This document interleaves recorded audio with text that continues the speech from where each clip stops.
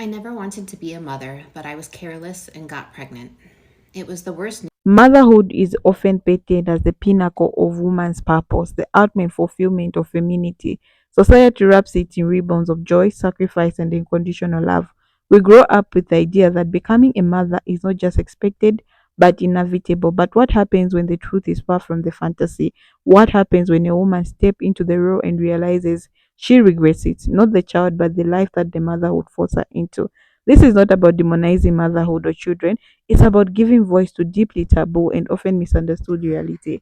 Some women, despite loving their children deeply, regret becoming mothers. So I've put the stitches together so that you watch. I'll be back to share my truth. I never wanted to be a mother, but I was careless and got pregnant.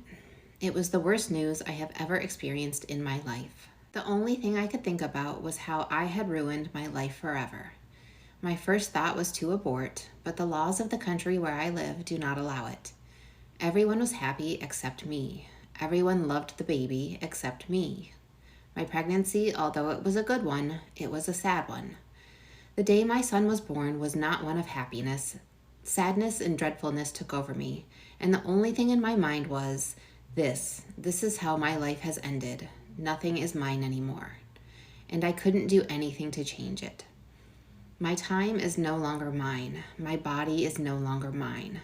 I have no freedom or autonomy. I cannot do what I want when I want. My son is already 5 months old, and I don't feel love for him. I never did. I treat him with kindness and respect because he is not to blame for my irresponsibility. I hate everything that comes with being a mother. I am the default parent, and I hate it. I lost my identity. I am no longer me. Now I'm just the mother of. I became invisible. I suffer from postpartum depression. I cry every day. I have anxiety and anger attacks that are sometimes very difficult to control and manage. I never thought I could feel numb and suffocated at the same time. I take refuge in my work. Those hours that I'm not with my son are the best of my day. I lost all desire to be with my husband. Just the thought of intimacy and it resulting in another pregnancy gives me a visceral feeling. My stomach turns and hurts. Luckily, I have a wonderful husband who has helped me a lot and who is with me at all times. He helps around the house and does not judge me for what I feel and think. I will be starting therapy soon because I can't deal with this anymore by myself. I need help. If I could turn back time and stop all of this, I would do it in a heartbeat. I had my first child at 22 when I was young and dumb. When that child was born, I quickly realized I was on my own, completely. That child struggled and had special needs that I wasn't sure how to handle. I did the best I could to make sure all needs were met, but there were definitely times that I just couldn't make things happen for us. I was working full time, going to school full time, and trying to solo parent a child that didn't quite fit the mold. It was all so hard. In my late 20s, I began to see friends of mine getting married and having families, and I started really wanting the experience of being in a relationship with someone who wanted to be there for me, and specifically wanted the experience of having a child with a partner. I wanted the happy experience everyone else always seemed to have. I wanted a family. I married someone and became pregnant closely thereafter. That marriage quickly became verbally, emotionally, and financially abusive. My second child was born with very different but even more challenging special needs than the first. There were surgeries and therapies, hundreds of doctor's appointments, and a lot of very difficult treatments. My child wasn't a month old before I realized that I was more on my own than ever. Now I had two children with special needs in no village. I left that marriage realizing I was still better off alone because at least I knew what to expect. Nothing. The physical and mental load was mine alone. I got a lot of well meaning thoughts and prayers, sentiments, but no actual assistance. The responsibility to take care of my children continues to be solely mine. My ex husband is able to congratulate himself on Facebook with pictures showing the world how great being a father is, but he's never been to a single appointment, never slept on a hospital sofa for days on end, and could not name a diagnosis or medication. It's all me. There's no village to step in and pick up a sick kid from school. No one else is requesting PTO repeatedly because there's a therapy or an appointment that needs to happen.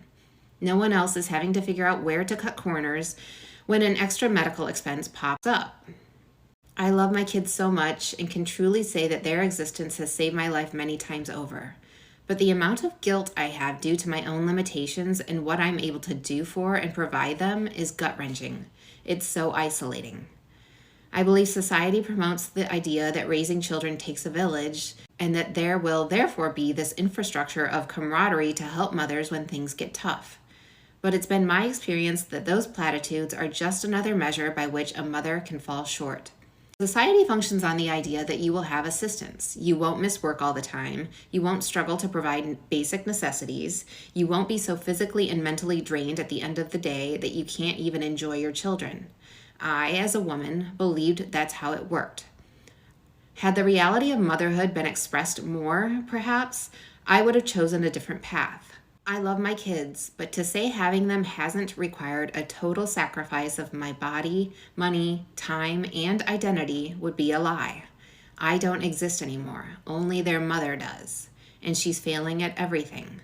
And while I'm failing them, society as a whole is failing me and every other mother trying her best to be the parent her children deserve. I believe far too many mothers, particularly single mothers, wake up every day having to choose between living and surviving. And what kind of life is that? For our kids or for us? And the truth of the matter is that most single mothers didn't plan to have children with the notion that they may end up alone, much less that it may be with kids who need more than they'd ever anticipated needing to give. But they are the ones to whom the expectation falls. I find encouragement in the amount of young women who are choosing to be child-free. I'm glad the narrative is changing and that most women realize the best thing they can do for themselves is to allow themselves the luxury of mattering. Thank you for allowing us to say the quiet parts out loud. Hi Kelly. While I enjoy your videos on TikTok so much, I didn't think I'd ever be submitting. I am 13 weeks pregnant with my first child. Prior to marrying, I had made my peace with being childless, but the idea of having a kid with my best friend made it seem less daunting. However, without intending to, I learned the baby is a boy and I can't help but feel disappointed. I went into my healthcare provider portal to see the results of some chromosomal abnormality tests, and there it was, male. Thankfully, no abnormalities. Being that this is our first child, we are planning a gender reveal for our families, but now that I know, I feel the need to almost rehearse an appropriate response. I was hoping for a girl for many reasons, including that in both our families, the men outnumber women by a mile. I felt this instant sense of dread at the thought that a male is coming into this world to drain me of my resources. Girls are nurturing caretakers by nature, helpers even. My husband takes no initiative to clean or tidy up, but instead points out to me that something needs cleaning. Men need to be taken care of. They develop common sense and emotional intelligence so much later, if at all. Not to mention, research shows if there is a genetic component to psychopathy or sociopathy, males have greater odds.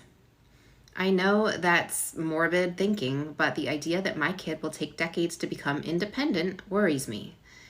I acknowledge much of this will have to do with our parenting, but I cannot help but think we will put everything into this and at best raise a mediocre member of society. I'm Catholic, so even writing this entry of this nature is giving me guilt. To start, I initially wanted kids and started the IVF route. After a couple of years with no success, I realized my mentality was shifting and I actually was fine not having kids. To be honest, when I approached my mid-30s, I felt being a mother was something I was supposed to do and realized my time was running out. I was with a loser boyfriend at the time who was lukewarm about the idea of having kids. I was hysterical and frantically trying to get pregnant. I realized that I actually don't want children. I was obsessed with a societal expectation that deep down never intrinsically resonated with me. I am a super auntie who loves her nieces and nephews fiercely. Not being a mother has allowed me to further my education at will. I have my PhD. It's allowed me to travel whenever I want to, buy luxury and designer items should I choose. I drive the car of my dreams and literally pick up and go and do whatever, whenever. It's truly a thing of beauty. I've learned that this freedom is envied by many friends, acquaintances, and associates. There is a bitter envy that is palpable from people with children, directed towards women without. It is clear, obvious, and malicious. I can appreciate that many love their kids, But as we've heard from your content, while they love their children, many wish they didn't have them. As a 48-year-old woman, I am grateful to be childless. In retrospect and in hindsight, I can see how this has been the better option for me. God has always had my best interest at heart, and I am eternally grateful to now appreciate how children are just not in my cards. I had an incredible career of passion. I was a published scientific researcher with international recognition. I won national awards for my achievements. I always thought at some point I would want to get married and make my own family one day. I wasn't close with my parents because they didn't treat me well, and thought I would make my own memories with my new family. I met my husband and we married just before the pandemic. He is truly my partner and soulmate. I didn't think my life could get any better in that moment. A year into our marriage, I had a positive pregnancy test and we were so excited. That excitement was cut short when I learned the hard way that it was an ectopic pregnancy, which ruptured, almost ending my life. My dog actually woke me up so I could call 911 and saved my life. I woke up from emergency surgery and was told by doctors I was so lucky to be alive. I had lost over 2 pints of blood. I was receiving a transfusion while family members were calling to check on me, some expressing their condolences, while others crying about my infertility, the loss of their potential grandchild, etc. I will always remember the mental image of being hooked up to all of the machines while a family member preached about trying IVF. It was that first long night in the hospital that I knew deep in my soul I never wanted to be pregnant again, and I was absolutely shocked to see this side of the people in my life.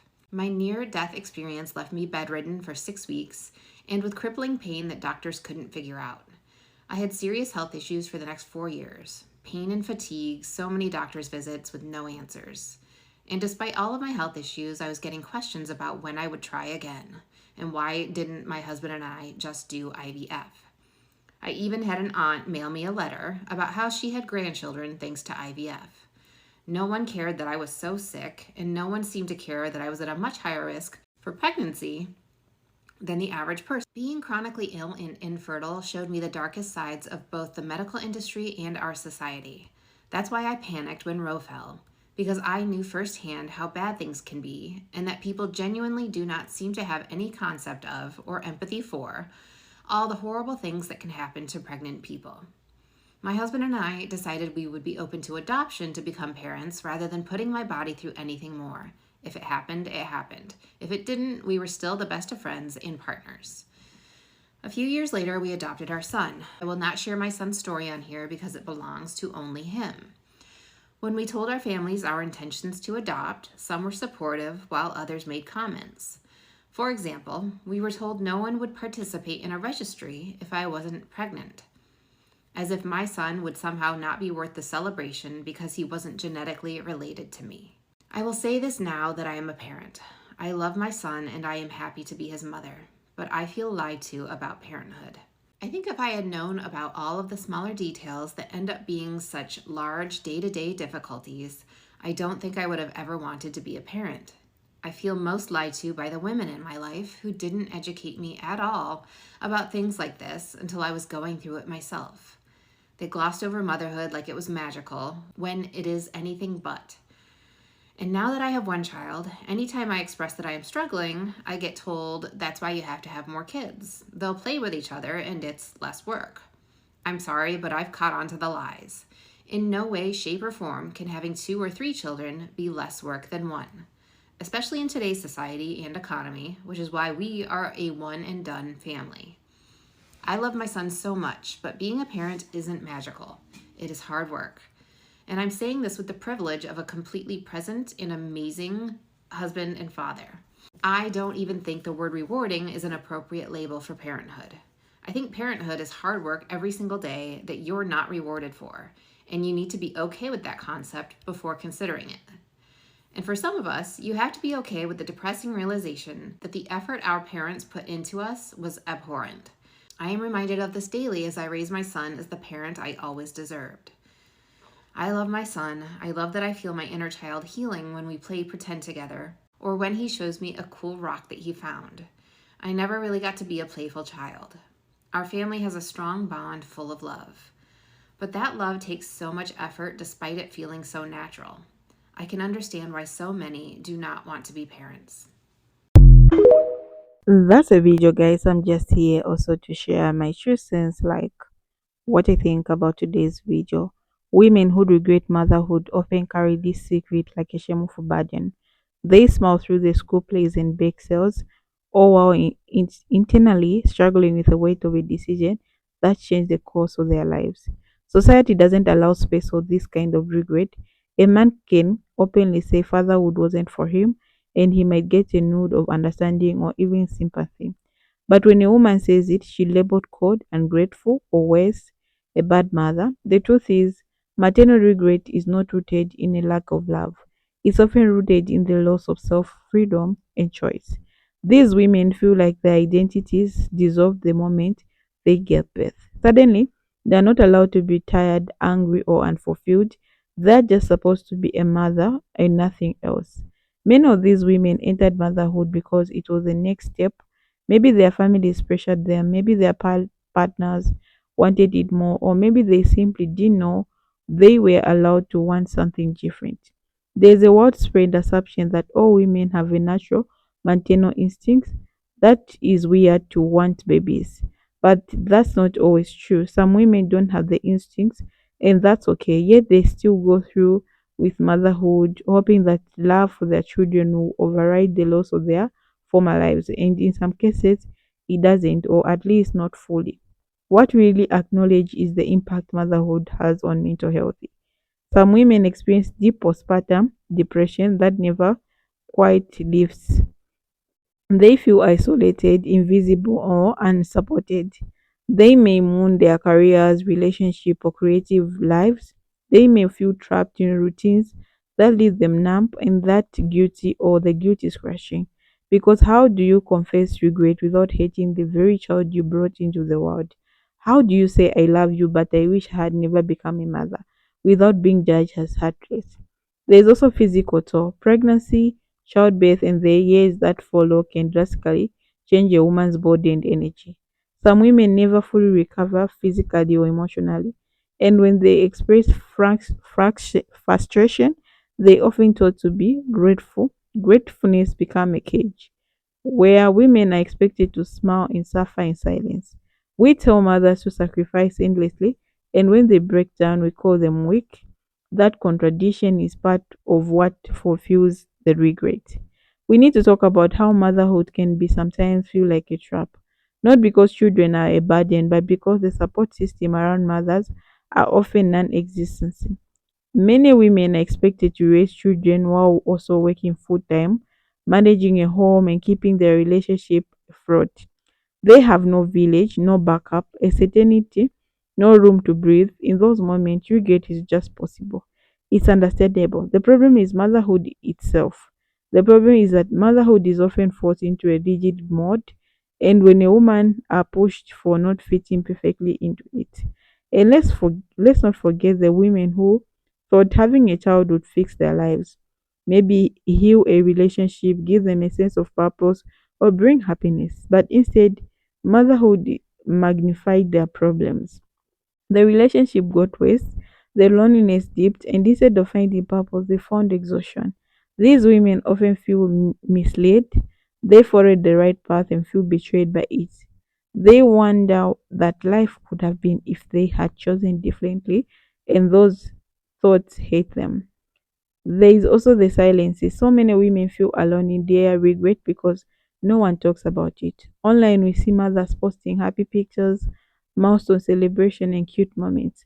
But we don't see tears, the breakdowns, the late night cries of what I have done. Okay, the vision of the mother only reinforces the idea that something is wrong with it if you don't love every second of it.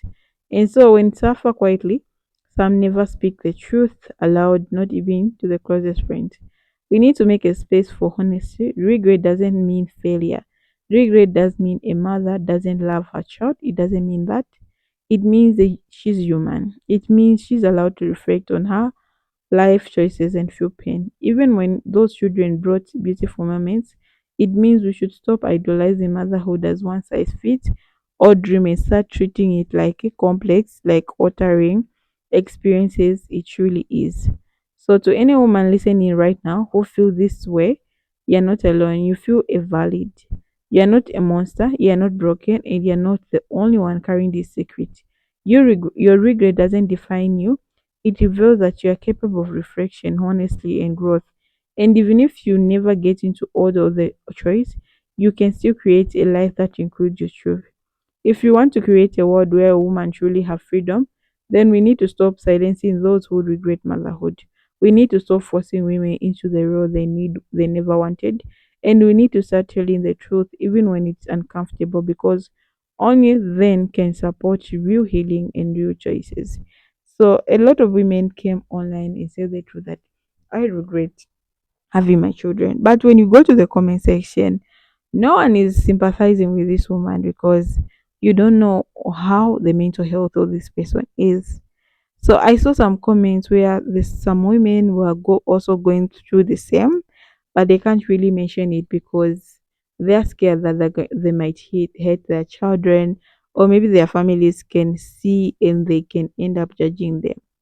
So if you're a family member and someone tells you that they regret having children, don't judge them. It's okay to think like that because motherhood comes with a lot of load. And when you just sit, realize some people have stopped their career, they've stopped going for jobs because of children. Okay. And I've seen some women they have children because their partners want children, so you want to make them happy and all these things which happens. So you don't have to have children for wrong reasons and have a baby when you want, because that's your womb. If you want to have a baby, you can give them at your own time, because make sure you have financially stable, make sure you are mentally ready, because it comes with a lot of challenges which you're going to face and you need to face them with your partner. Okay.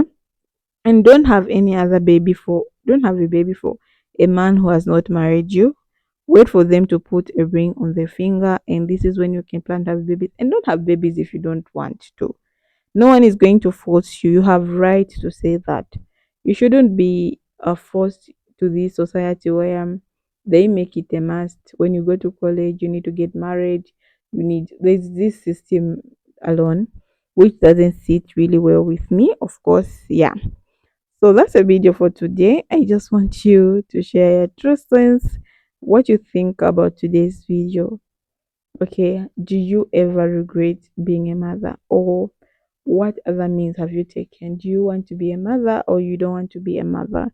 So because I've seen a lot of women that are going child free this time, which is a good choice, because some of them they have like firstborn traumas, some they have motherhood traumas. They don't really want to be mothers because of the things which they pass through, and they don't want their child to pass through the same. So thank you for watching. See you in the next episode. Bye.